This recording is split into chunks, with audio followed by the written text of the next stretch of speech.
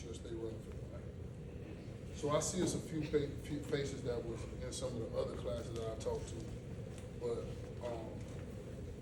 my story ain't really written down. It can come from my heart, so you're gonna hear it a different way. But most of y'all haven't heard it, so I want to introduce myself. My name is Antoine Mitchell Sr. So I'm a former student of Marshall. I actually got kicked out in the 6th grade, right here. It's up until alternative school. I ended up dropping out in the 7th grade. Making some very bad decisions, following the wrong crowd, ended up in the streets for a long time. Ended up going to prison for 10 years. I did prison for 10 years. I got out. I was determined not to make that the rest of my life. And some of the stuff I seen, it kind of changed the way I looked at life. So I got out determined to give myself a try. Ended up going to University of Phoenix, get my bachelor's degree in business management with a concentration in marketing. But it's some things that happened along the way that I'll never be the same. And I realized how important education was, because when I was sitting in prison, I realized that 75% of people in prison don't even got an education. So now it set me on a different study because I'm in the marketing and research. So now I had to try to dig and try to figure out. I found something called School to Prison Pipeline. Has anybody heard of it? You heard of it? So let me tell you what School to Prison Pipeline is. School to Prison Pipeline saying that, man, it's going to be some students that they want to be class clowns. We're going to kick them out. They don't care about school. And guess what? If they never make it to an 8th grade reading level, we're going to send them to prison because we make more money on them in prison anyway. It's $12,000 to send a kid to school. They make $115,000 to send you to prison. This don't matter about what color you are. Don't matter about what man, boy, or girl.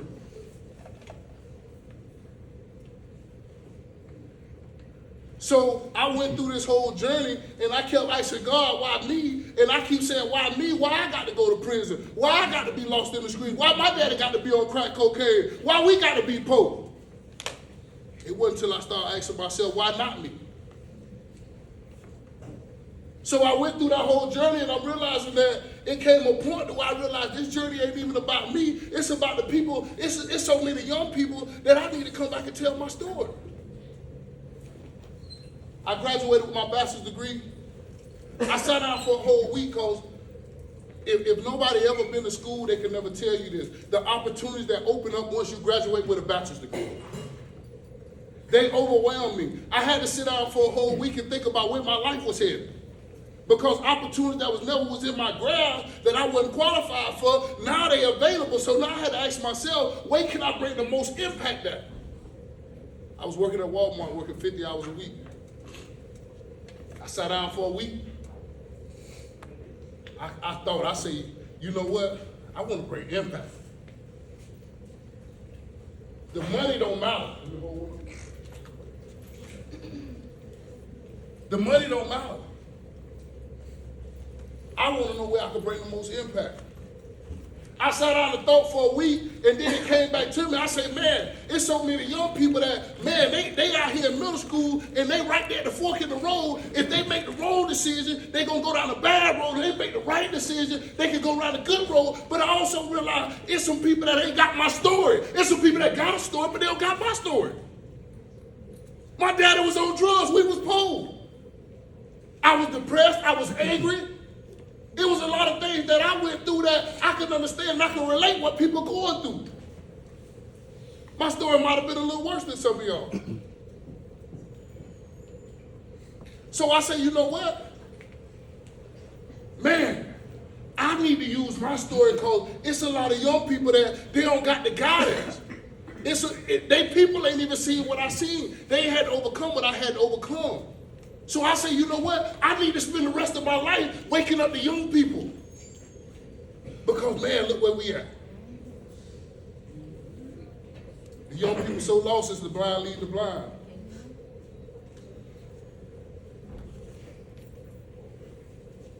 I realized that back in my days, it was a lot of religious leaders that was in the streets telling the story, saying, hey, get straight. We ain't even got no leaders no more. The young people lost for real. And then, like, what I like to talk about is like young people. So the respect is so low now. People my age don't even want to say nothing to the young people. So y'all even lost because you getting people my age walking by you like, that go that YN. I ain't gonna say none of that YN. Because I don't know if he gonna shoot me. I don't know if he finna cuss me out today.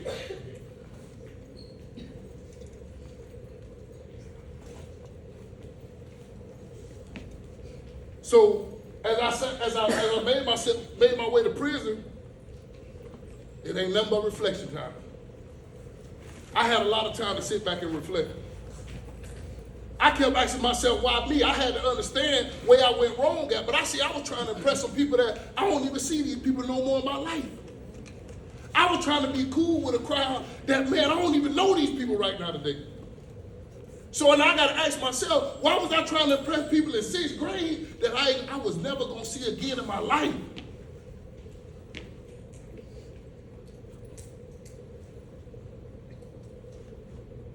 It was some things that once I was on that ride, and listen, I'm on this ride, I call it a journey. Because the journey, you don't know what's going to happen on this journey. And even though I was in one place, my mind kept rolling. Because I got to relive my past. I got to look at myself in the mirror. I got to see where I went wrong. I can't blame my mom at this point because this is a lifestyle I chose.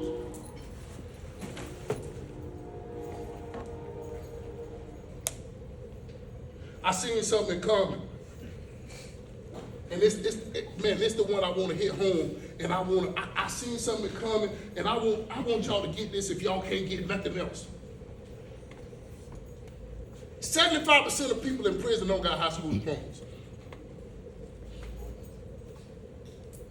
Man, when I realized that, them numbers there shook me.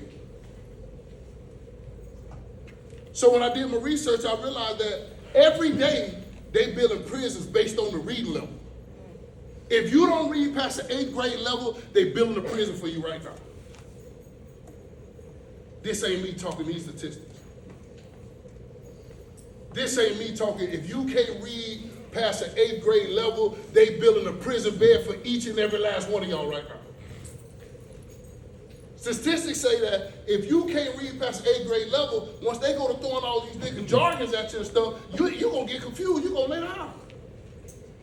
And you ain't going to be able to fight to get out of there. You ain't going to be able to comprehend that good. So I rolled back over my mind and I realized that it was a time came once I had quit school in 7th grade and I was so lost and trying to figure it out. When people trying to talk to me, they was talking over my head and it was making me frustrated. I used to get mad. I want to fight. I could beat you this way, but you ain't going to talk over my head. But it's like, what path is that? Now so many people, they don't want to say nothing to me. They don't want to be around me no more.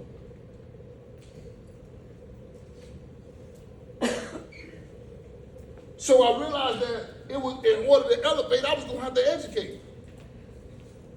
In order to be different, and I realized, as I said, in prison, 75% of the prison population don't got a high school diploma. I had another opportunity to teach and help out for 6 years in the education department to kind of see like what was going on.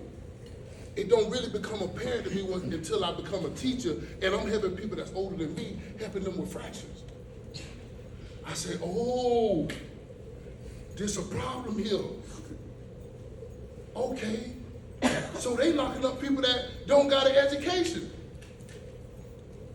So you mean to tell me the problem is the education, but the solution is the education too? So back to what I was going to tell you, if I can't tell you nothing else, I want to tell you that education is the most important thing. People ask me, how you pro-education that I quit school in the 7th grade? Hindsight is 20/20. I quit school in the 7th grade, but I seen how important it was, so I went back and got a bachelor's degree. The road I took, I don't advise nobody to take it. It's only 0.1% of people who did what I did. You quit school in the 7th grade, you go to get in the streets, you go to prison, you come back and you get a bachelor's degree. Those odds are real slim. Usually it's so hard to come back if you get off track. That's why I'm here today. I want people to stay on track. Ever since I found out the school to prison pipeline, I say, man, I want to be the one single person. I want to disrupt the school to prison pipeline. Because if I'd have had somebody come tell me about this is really a thing, and you mean to tell me if I could just learn how to read and just focus on my education, it's going this don't even exist for you no more. But if you think you're going to be a class clown, you think you ain't going to pay attention, you think you're going to disrespect these teachers, you think you're going to have no respect for yourself, it can happen to you. So, like I say, I want to beat this home so bad, and I want to show you how education is so important. This ain't somebody I told, this ain't something somebody told me, right? I ain't read this out of a book, I live this. So I realized school they was preparing a framework to learn how to learn. When I go to college, I realized that I had to relearn how to learn. Hold on, let me drink this water. Y'all ain't here. When I go to college, I got to learn how to learn. But school, I already know it. When you're in school, you like, man, this is what Mr. Coleman teaching me, man, I don't need this. You might not need this particularly, but the thing that you do need is you need to learn how to learn. And the thing about it, once you learn how to learn, now you get to learn you're gonna have to learn how to be a better son. One day you're gonna have to learn how to be a father. You're gonna have to learn how to be a mother. You're gonna have to learn credit. You're gonna have to learn how to buy a house. It's so many things that once you learn how to learn, now you set your mind up to where you can really apply it. So we got to shift the way we even look at learning, because if we think about learning as, oh, we're not going to use this, we got to look at learning like we learning how to learn. It's a building block. Man, if you don't take nothing else from me today, I want y'all to remember one thing. Education is the most important thing you can do right now. But just know, whoever don't apply themselves, and you can't get your reading up to 8th grade level, it don't matter. Man, woman, boy, girl, white, black, or Mexican, they got a prison cell for you. This ain't me talking. School to prison pipeline, look it up. Everybody got a phone, look it up. School to prison pipeline. When I realized that I became a victim of this here, I said, man, when I realized that this was a real study, I go back and I say, man, what is it going to take to disrupt that? Oh, it's some young people need to hear my story. So I don't tell you I went to prison because I want to glorify it. I tell you I went to prison because I don't want my past to be your future.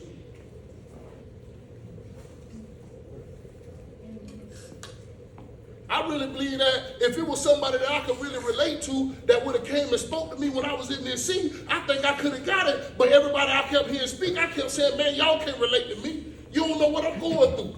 You don't know what it's like to go to sleep hungry sometimes. You don't know what it's like to have one shoe and you're walking out the shoes and they stink.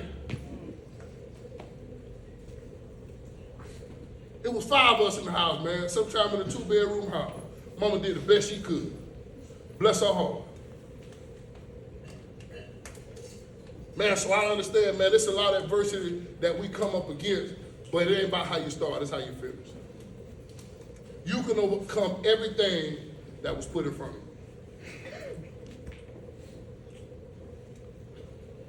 I know I get a little passionate when I go to talking, y'all got to forgive me, but I really got a heart for people in middle school, because when I did the study on myself, I realized that middle school was the pivotal moment. And man, I want to see y'all make up y'all mind right now today. It's a decision you can make. It's a decision you can make today that'll change your whole life. It'll change the trajectory of where you're going at. and what you're going to be. It's so important. How much time we got? Okay. So the ones that know the answer to this question don't say nothing. But how many people know what an acronym is? See, there ain't been a lot of people that know what that is. Tell me what it is down there, ma'am. Hold up, you just had your hand up. I asked you, you had your hand up. Oh, you were scratching your head. Okay. Sir, Yes, sir. an acronym is whenever you take a word that's long, or it can be any length, and you shorten it like MMS. That's an acronym. Good job. So for the people that don't know what an acronym is, like he said, acronym is a word, but each letter represents a different word. So I got a little framework I put together.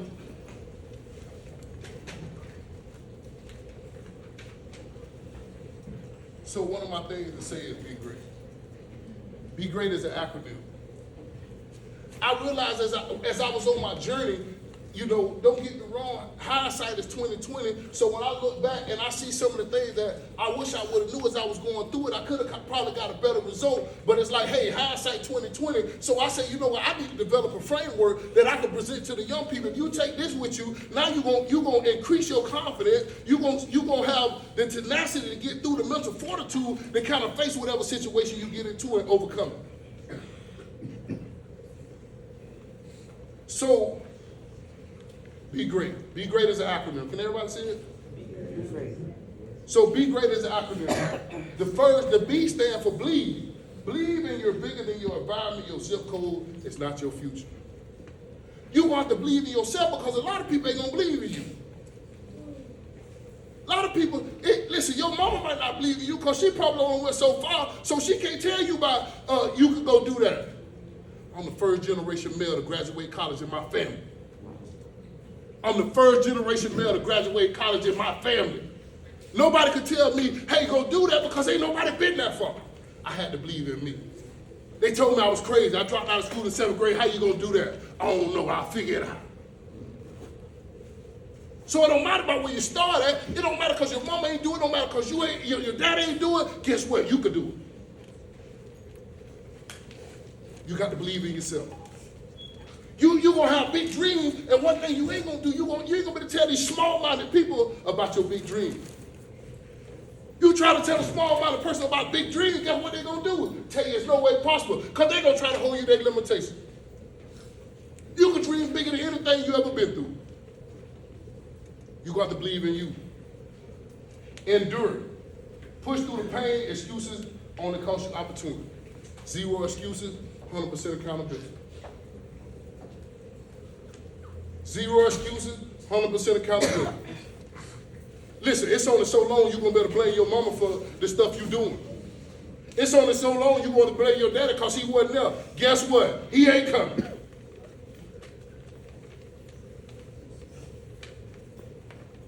Zero excuses, 100% accountability.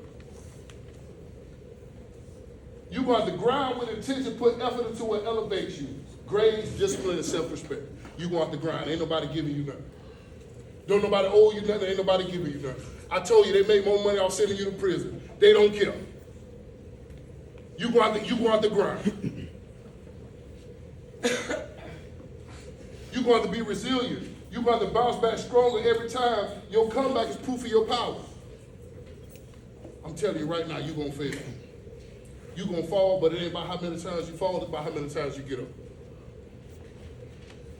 If I ain't get up some of them times I failed, I wouldn't be here today.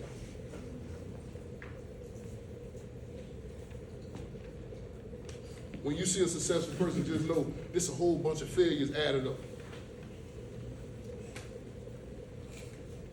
You can fall 99, you just got to get up that 100 times. Keep on pushing. This is my by far the favorite one, and this is the one I want. If you don't remember nothing else, you want to educate. Commit to learning. Knowledge levels you up everywhere you go. Knowledge is the new knowledge. Knowledge is the new money. You got to educate. You got to open your mind to be a student of life. It's bigger than school, y'all. It's a lot of other stuff that you're going to have to learn to get yourself ready for the world. You got to apply yourself, though. You got to be ready for education. You got to adapt. Be willing to pivot, change, innovate, and adjust no matter the situation. Listen, it's going to take for you to adapt. Every situation you get into ain't going to be ideal. Every teacher ain't going to be the same. Every school you go to ain't going to be the same. The expectations of you ain't going to be the same. But you're going to have to adapt. You're going to have to evolve. In order to have growth, you got to have change. In order to have growth, you got to have change. You got to adapt. And you got to transform. Transform. Your one decision today can rewrite your whole life from setback to comeback to breakthrough. It don't take but one great decision to change the trajectory of your life, whether good or bad.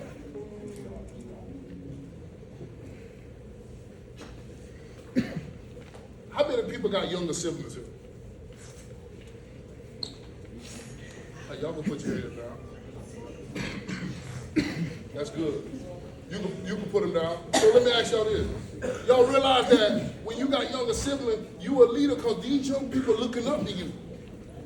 Whatever you decide to do, good or bad, these people are looking up to you. So if you make bad decisions to quit school, not focus, be disrespectful, these people are following you everything you do. And it's the same thing. If you get up to go play ball and go to college, or you get up to go to school and go be a lawyer or go be a doctor, these young people gonna follow your footsteps.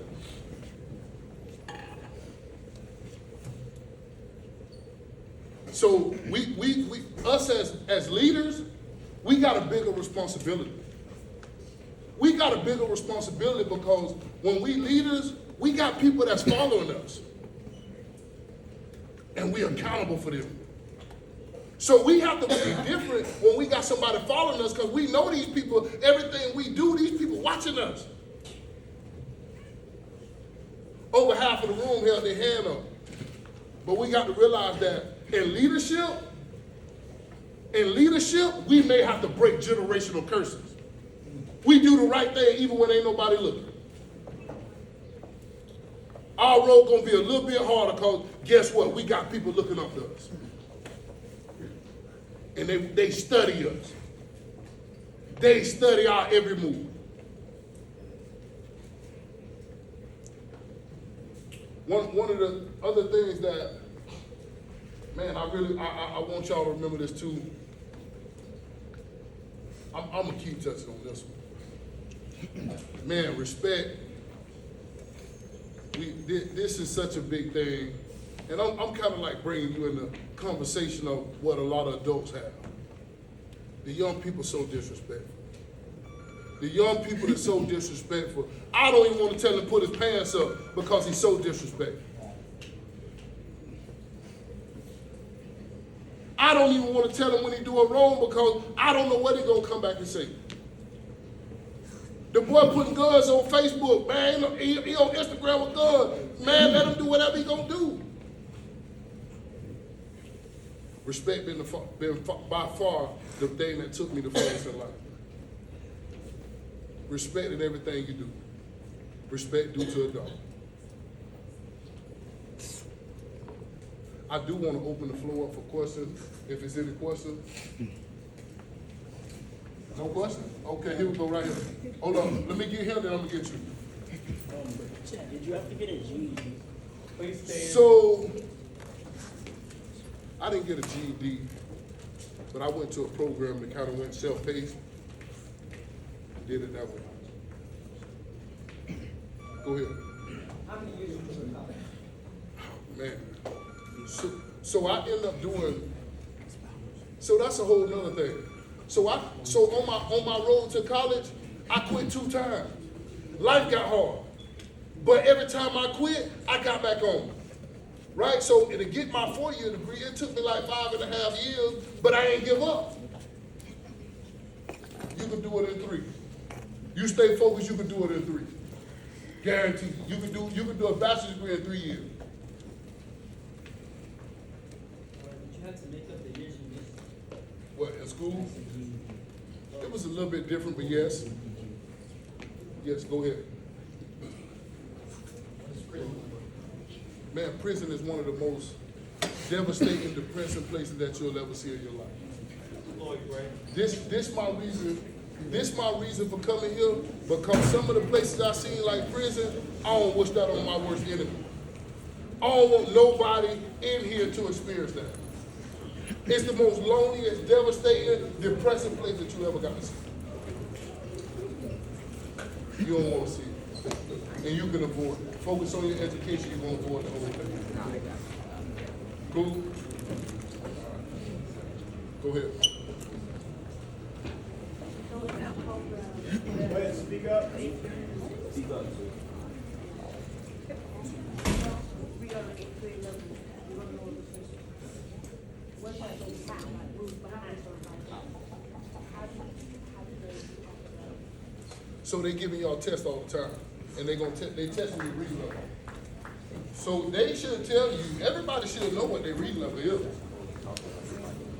It's kind of confidential and private, so they ain't telling everybody. So they gonna tell you what your reading level is, and if you're diligent, they'll tell you how to improve your reading level.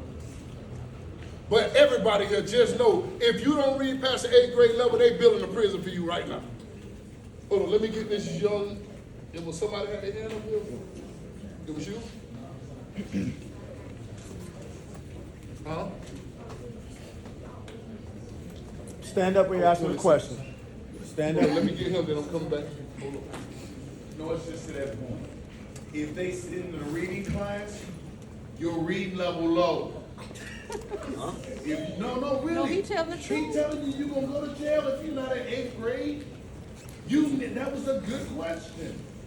If you in Miss Davis' class, if you in Miss Boyd's class, if you in one of the reading teachers, I don't know the situation, but if you in a you need to hear what he's saying because he's talking to you.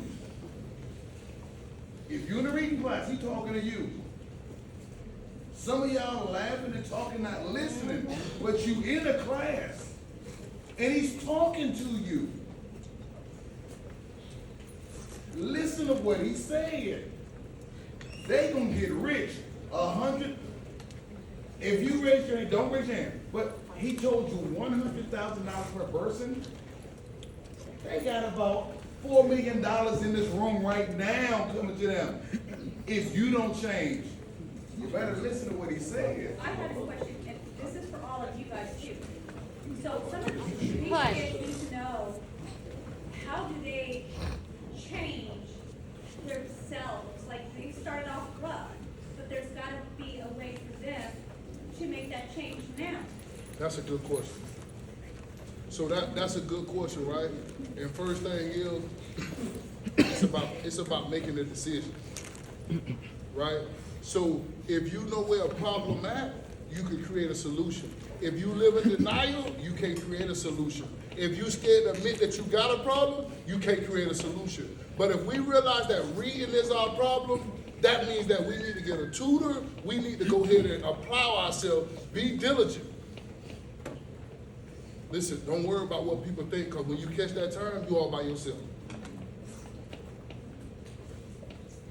Go ahead. We're going to come back to that question if I ain't fully answered. Did I fully answer, Ms. Moore? Okay. Did you go to church during your journey? Did I go to church? Did you go to church? So I don't told a story a couple of times. I think I might have missed it, but let me tell you the story. So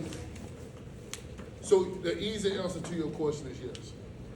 But it was a time in that period, that man, look here, I cried every night. And I finally had to cry to God, like, I can't do this no more, God. Mentally, I had done broke down and gave up. And told God he could take the wheel from here, because I thought I had it figured out, and I ain't got it figured out. After I told God to go ahead and take the wheel, and he got the wheel from here, now I started following his voice.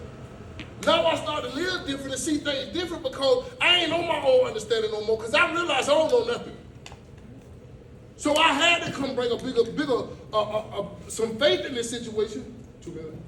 So I had to bring some faith in this situation, and I would advise everybody that's on the journey, you whatever your higher power is, sometimes we got to tap into that higher power. Because we try to go on our own understanding, and man, we don't know nothing.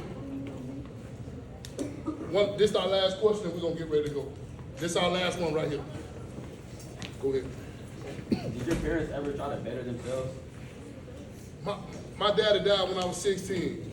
He didn't want to give up drinking. He didn't want to give up drugs. So my mama did the best she could. She had 5 kids at the age 23. She ended up going back and getting her degree. She tried to better herself, but when you try with 5 kids, man, you trying to keep food on the table. Can you imagine what the food bill every month looked like for us? The food bill was astronomical, because she told me, she said, I'd rather clothe you and feed you. It took me, I was grown to realize what she was talking about. She couldn't keep up with the food bill. So look, that was our last question right there. We get ready to go. I want to thank y'all. Listen, I want to wish y'all the best of luck on y'all journey, and just be great.